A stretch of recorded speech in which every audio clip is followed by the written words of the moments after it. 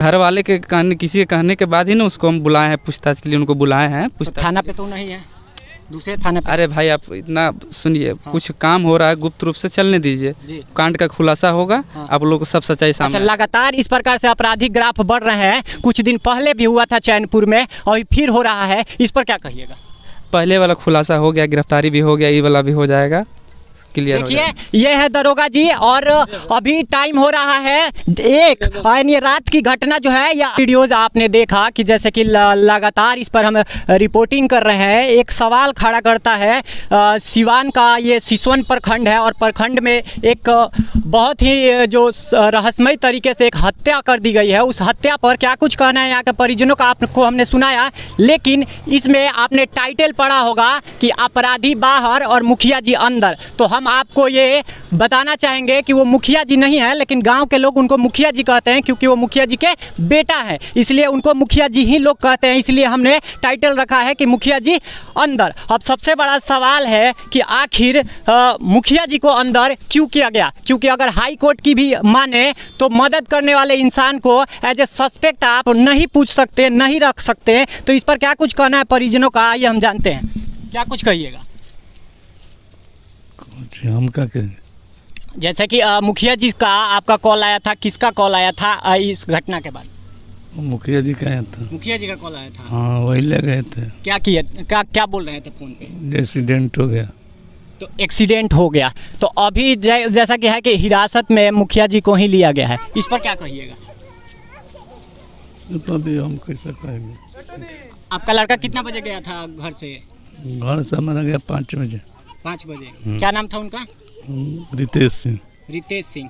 आपको बता दें कि लड़के का नाम रितेश सिंह था और यहाँ के जो वर्तमान मुखिया के जी के लड़के हैं उनका भी नाम रितेश सिंह है। और यहाँ पर क्या कुछ कहना है, यहाँ पे मुखिया जी लोग भी मौजूद हैं और इनसे हम बात करते हैं। क्या कुछ कहिएगा, क्योंकि आज बिहार में जो है मुखिया जी लोग ही सुरक्षित नहीं है, इस पर क्या कहिएगा?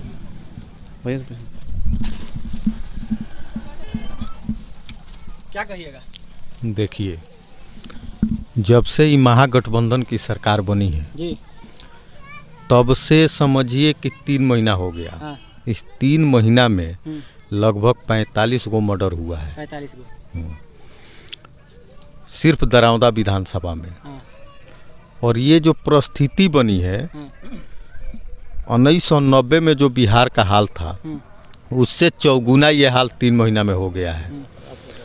तो ये जो ग्राफ बढ़ा है, इसमें स्वाभाविक है, जो अपराधी पहले के सत्ता में जो बिल में घुसे थे वो बाहर निकल गया है और नीतीश कुमार मूर्ख दर्शक बने हुए हैं, उनसे अपराध कंट्रोल नहीं हो रहा है। यहाँ के प्रशासनिक व्यवस्था पर क्या कहिएगा, क्योंकि ज़्यादातर हम लोगों से पूछे तो लोगों का यही राय था कि मुखिया जी को पता चला कि यहाँ पे एक्सीडेंट हुआ है, लेकिन मुखिया जी को ही उनको गिरफ्त कर लिया गया है और ले गया गया है, इस पर क्या कहिएगा? देखिए, ये जो प्रशासन है, हाँ।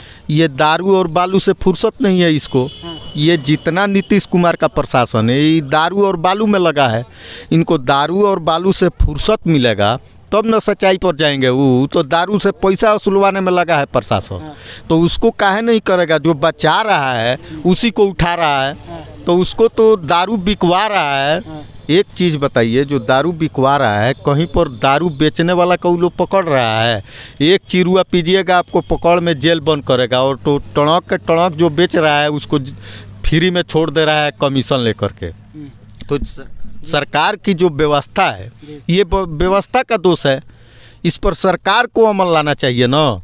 तो इनका कहना है सीधे कि अगर आपका रोड पर घर है और आप किसी को मदद करने के लिए जाते हैं तो आप ही को अपराधी मान लिया जाएगा, यही, क्योंकि एज ए सस्पेक्ट भी अगर आप लेते हैं तो उसकी भी कुछ प्रक्रियाएं होती है। उस प्रक्रियाओं को तख्त पर रख कर यहाँ के जो प्रशासनिक अधिकारी हैं, यानी कि दरोगा जी, रात्रि में मुखिया जी को लेकर चले आते हैं थाना में, और वहाँ से लेकर चले जाते हैं हसनपुरा थाना में। अब अपने आप में एक सवाल है कि जहाँ मुखिया भी सुरक्षित नहीं है, आम आदमी कितना अपने आप को समस्याओं में घिरा दिख रहा है कि अगर आप 8 बजे रात्रि के बाद जाते हैं तो अपने आप में एक सोचने वाली विषय है कि अगर कोई आपको एक्सीडेंटल दिखता है तो आप छुइएगा नहीं, उसको नहीं टच कीजिएगा, कि यहाँ मुखिया जी पर भी लोग सवाल खड़ा कर दिए हैं। क्या कुछ कहिएगा? आप एक वर्तमान मुखिया भी हैं। ये जो हुआ है मुखिया जी के साथ वो बिल्कुल गलत हुआ है। पहले थाना प्रभारी को जान लेना चाहिए कि मुखिया जी जनहित में ये कार्य किए कि कहीं कोई पड़ा हुआ है उसको ला करके आम इंसान भी करता है, जी जी बिल्कुल बिल्कुल बिल्कुल कोई देखता तो यही करता जो मुखिया जी ने किया है। अब उसको कहीं से ला करके घुमा करके मुखिया जी को ले जा करके थाना में बैठा देना ये बिल्कुल गलत चीज़ है। पहले उनको सच्चाई जान लेना चाहिए था। बिल्कुल। आइए हम यहाँ के परिजनों से जानते हैं, क्योंकि अच्छा वहाँ पे आप गए थे तो परिजनों से आपकी बात हुई, परिजनों का क्या कहना था? उनके बातों से लग रहा था कि मुखिया जी ही सस्पेक्ट हैं? नहीं बिल्कुल नहीं है। परिजन क्यों गलत बोलेंगे भाई, जो सच्चाई है वो बोलेंगे। क्योंकि आप बहुत देर से उन लोग हाँ बिल्कुल, हम तो लगभग 2-3 घंटा वहाँ थे। उनका क्या कहना था परिजनों का? ना ऐसा बिल्कुल जो हुआ है वो बिल्कुल गलत हुआ है मुखिया जी के साथ। आइए मुन्ना जी हैं, इनसे जानते हैं क्या कुछ कहना है इनका। आप एक दुकानदार हैं और ये जो घटना जैसा कि बताया जा रहा है 7-8 बजे है ना, तो आप चैनपुर बाजार में ही रहते हैं, आपको कैसे पता लगा? हमारे पास उसके दोस्त फ़ोन किए। अच्छा। जी भैया उसका एक्सीडेंट हो गया है, उसका तो सीरियस पोजीशन है, आप उसके पास जाइए। मैंने यहाँ घर पे आया, घर पे से अपना व्यवस्था करके निकला तो पता लगा कि वो मृत है। सदर अस्पताल में हम जब पहुँचे तो वहाँ पता लगा कि वो मृत है। हमने उस लाश को उठाया, पोस्टमार्टम के लिए गया, लेकिन पोस्टमार्टम के बीच में जाने रास्ते में हमने चेक किया, कहीं ना एक्सीडेंट का चिन्ह था, ना कहीं कोई ऐसा दिक्कत था। हमें शक हुआ। और मुखिया जी पर क्या कहिएगा, क्योंकि मुखिया जी आपको बताए? मुखिया जी भी हमारे पास फ़ोन किए थे जी। फ़ोन किए तो बोले कि मुन्ना जी थोड़ा आप अपने से स्तर से चेक कीजिए, तो चेक करके हमको बताइए। मैंने बताया उनको ये भैया हो सकता है, लगता है कि गोली लग गया है इसका। पूरा हमको क्लियर नहीं है। कहाँ मारा गया है? पीठ पे मारा गया। पीठ पे मारा गया। आप पोस्टमार्टम भी हुआ, पोस्टमार्टम में क्या निकला? पोस्टमार्टम में गोली निकला है। निकला है। मतलब दूरी से मारा गया है, छीना झपटी करके मारा गया है, कैसे? पास से सटा के मारा गया है। सटा कर मारा गया है। अब ये हम कंफर्म नहीं कर सकते, रिपोर्ट आने के बाद ही पता लगेगा। क्या रिपोर्ट बताते हैं सब डॉक्टर, क्या बताते हैं, क्या रिपोर्ट देते हैं, क्या इंजरी देते हैं, वो तो डॉक्टर के ऊपर है। अच्छा, इस पर क्या कहिएगा, क्योंकि मुखिया जी को जिस प्रकार से रात से ही परेशान किया जा रहा है, क्योंकि ये गलत बात है ना।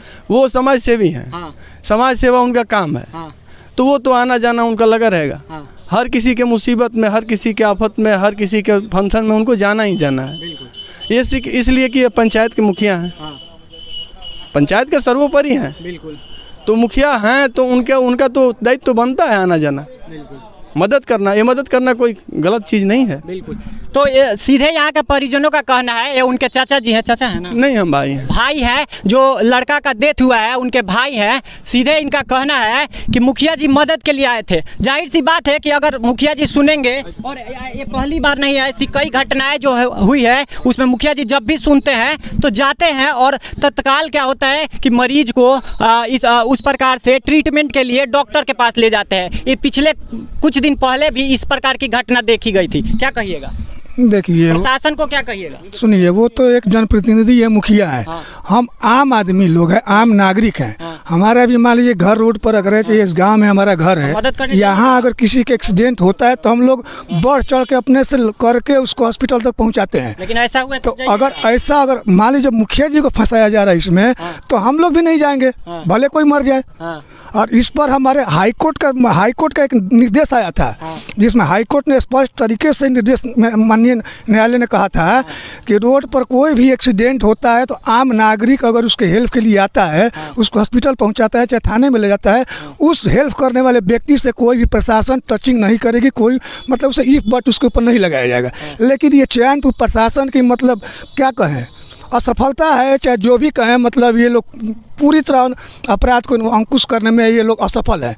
इनके पास बस एक ही इनके पास ही नहीं, पूरे बिहार में रह गया है कि बस अभी आप फ़ोन कर दो कि यहाँ नवादा में एक ट्रक दारू उतर रहा है, तो प्रशासन 2 मिनट में यहाँ आ जाएगी उसको पकड़ने के लिए। और इस दरवाजे पे कल से मर्डर हुआ है, अभी तक जिसका हत्या हुआ है बच्चे का, उसके बाप से उसका बयान लेने अभी तक पुलिस क्यों नहीं आई? ये हमारा सवाल है प्रशासन से और यहाँ के प्रभारी से। देखिए यहाँ पे आपराधिक ग्राफ जो है सिवान में लगातार बढ़ता जा रहा है और इनके घर पे एक लड़के की मृत्यु हो गई है और गोली मारकर मृत्यु हो गई है और अब तक प्रशासन अपराधियों को छोड़कर और ना ही यहाँ से आकर बयान ली है और ना ही किसी प्रकार का पूछताछ की है और पोस्टमार्टम भी हो गया है और लाश को जला भी दिया गया है। क्या कहिएगा, इतना जल्दी लाश क्यों जला दिया गया? ऐसा होता है आमतौर पर, हम लोग गांव में रहते हैं, अगर होता है तो हितई में भी सूचना दिया जाता है और फिर जाकर, तो इतना जल्दी क्यों कर दिया आपको? जहाँ तक इसका बात है इस हत्या का, तो मेरे घर ही ये लड़का गोरख सिंह जी मेरे घर फंक्शन में गए थे, क्योंकि यहाँ भतीजी की मेरी शादी है और भतीजी का ये देवर है गोरख जी। आइए, दरोगा जी पहुँचे हुए हैं, इनसे बात करते हैं, क्या कुछ कहना है इनका, क्या कहिएगा? अब रात्रि में ये घटना हुई, अभी आप पहुँच रहे हैं। रात में हम रात भर इन्हीं के साथ हैं। रात भर इन्हीं के साथ है। मुखिया जी को क्यों ले गया? बताया गया है उसकी जांच के लिए। As a suspect? हाँ हाँ, मदद करने वाला सस्पेक्ट होगा।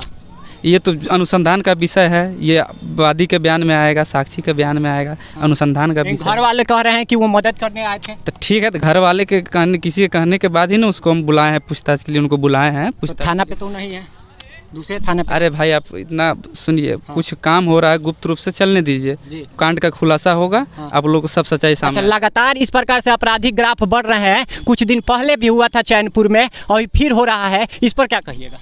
पहले वाला खुलासा हो गया, गिरफ्तारी भी हो गया, ये वाला भी हो जाएगा, क्लियर हो जाएगा। देखिए ये है दरोगा जी और अभी टाइम हो रहा है 1, यानी रात की घटना जो है यह 8 बजे हुई है और इनका कहना है कि अनुसंधान का विषय है और अब तक कम से कम 12 से 14 घंटे हो गए और अब तक अनुसंधान का विषय है और अपराधियों को पता लगाया जा रहा है। और मुखिया जी के बेटे जो उनको मदद के तौर पे गए थे, उनको ही कुछ देर के लिए, यानी कि अब से 12 घंटा तक वो अभी इनके पास ही है या किसी थाना में वो बैठे हुए हैं। अब सबसे बड़ा सवाल है कि अगर आम आदमी मदद के लिए जाएगा तो कहीं ना कहीं उसको भी इसी प्रकार से जो है कि भुगतना पड़ेगा। अब देखते रहिए गंगा वेब्स और बने रहिए, बहुत सारे सवाल है, इस पर हम आगे बने रहेंगे। जय हिंद, जय बिहार।